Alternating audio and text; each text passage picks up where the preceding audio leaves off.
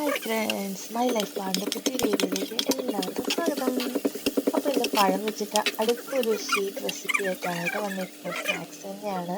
നിങ്ങൾക്കറിയാം എൻ്റെ favourite recipes ആണ് ഇപ്പം നടന്നുകൊണ്ടിരിക്കുന്നത് എന്നുള്ളത്.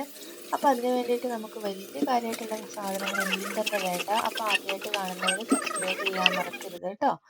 അപ്പോൾ അതിന് വേണ്ടിയിട്ട് ഞാനിവിടെ ഒരു 4 ഏത്തപ്പഴം എടുത്തിട്ടുണ്ട്. ഇതൊരു മീഡിയം സൈസിലുള്ള ഏത്തപ്പഴമാണ്. ഒരുപാട് ആ, വലുതാണെന്നുണ്ടെങ്കിൽ നമ്മുടെ ഒരളവിനനുസരിച്ചിട്ടൊക്കെ എടുക്കുക.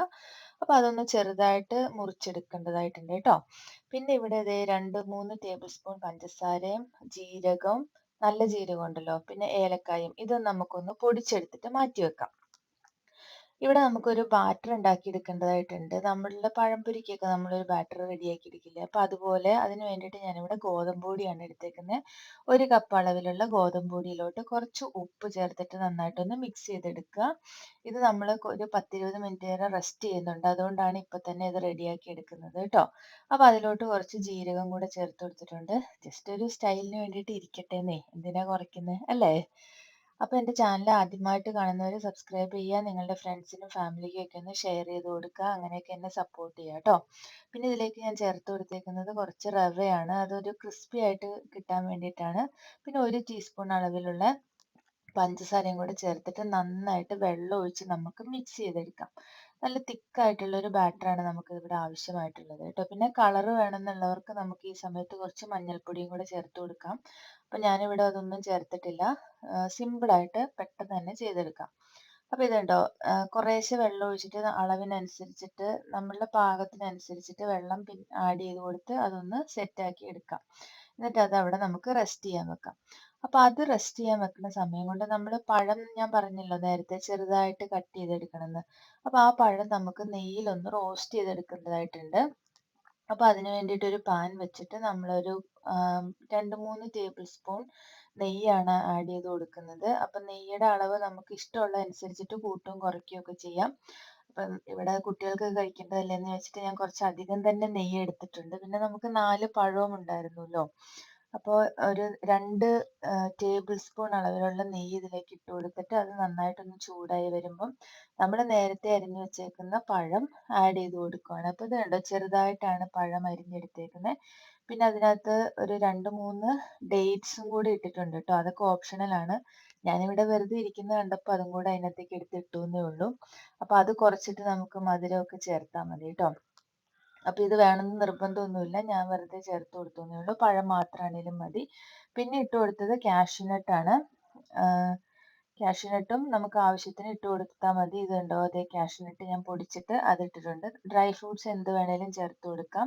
ഇന്നതേ ചേർക്കാവൂ, ഇന്നത് ചേർക്കരുത് അങ്ങനെ ഒന്നുമില്ല. നമ്മളുടെ ഇഷ്ടം പോലെയൊക്കെ നമുക്ക് എന്തൊക്കെയാണോ കിട്ടുന്നത് അതെല്ലാം ഇട്ട് കൊടുക്കുക. ആം, പിന്നെ നിങ്ങൾ കമൻറ്റ് ചെയ്യുക കേട്ടോ, നിങ്ങൾക്ക് ഇഷ്ടമാവുന്നുണ്ടെങ്കിൽ. എൻ്റെ വീഡിയോസിന് വ്യൂസ് ഒക്കെ കിട്ടുന്നുണ്ട്, പക്ഷെ കമൻസോ ലൈക്സോ ഒന്നുമില്ല. അതെന്താ അങ്ങനെ? പ്ലീസ് നിങ്ങൾ മറന്നു പോവാണ്ട് ആ ലൈക്ക് ബട്ടൺ ഒന്ന് ഹിറ്റ് ചെയ്തേക്കുക കേട്ടോ. പിന്നെ ഇത് കണ്ടോ, തേങ്ങയാണ് അടുത്തതായിട്ട് നമ്മൾ അതിലോട്ട് ഇട്ട് കൊടുത്തേക്കുന്നത്. ഈ തേങ്ങ വേണമെന്നുണ്ടെങ്കിൽ നമുക്ക് സ്കിപ്പ് ചെയ്യാം, പക്ഷെ കുറച്ചൊരു വോളിയം കിട്ടും. അതുമല്ല തേങ്ങയൊക്കെ അതിൻ്റെ ഉള്ളിൽ കിടന്നത് നമുക്ക് കടിക്കാൻ കിട്ടുന്നതും ഒരു ഭംഗിയാണ്.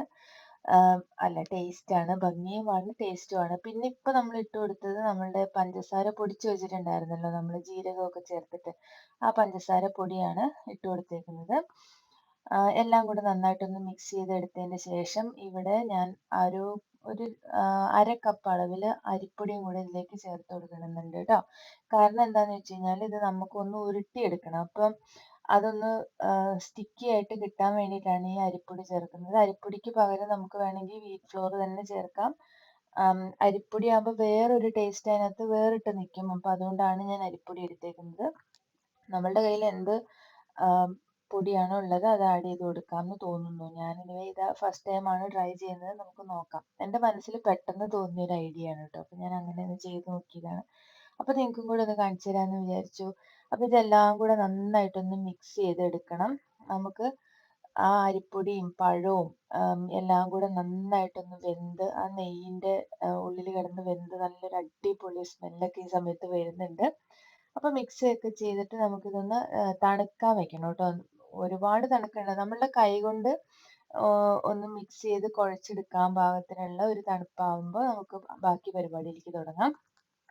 അപ്പോൾ ഇതെല്ലാം കൂടെ നമുക്ക് ഇഷ്ടമുള്ള ഒരു ഷേപ്പിലോട്ട് ആക്കി എടുക്കാം. അപ്പോൾ ഇവിടെ ഞാനൊരു കട്ട്ലേറ്റിന്റെ ഷേപ്പിലാണ് ആക്കിയേക്കുന്നത്. അപ്പോൾ നമുക്ക് ഉരുട്ടിയെടുത്തിട്ട് വേണമെങ്കിലും ഉണ്ട പോലെ ബോൾസ് പോലെ അങ്ങനെ വേണമെങ്കിലും ആക്കാം. എന്ത് ഷേപ്പിലാണോ നമുക്ക് ചെയ്യാൻ പറ്റുന്നത് ആ ഒരു ഷേപ്പിലാക്കി എടുക്കുക. അപ്പോൾ ഇത് കണ്ടോ നല്ല പെർഫെക്റ്റ് ആയിട്ട് അതെല്ലാം ആയി വന്നിട്ടുണ്ട്. അപ്പോൾ ഇവിടെ ഞങ്ങളതൊരു കട്ട്ലേറ്റിന്റെ ഒക്കെ ഒരു റൗണ്ട് ഷേപ്പിലാണ് എടുത്തേക്കുന്നത്.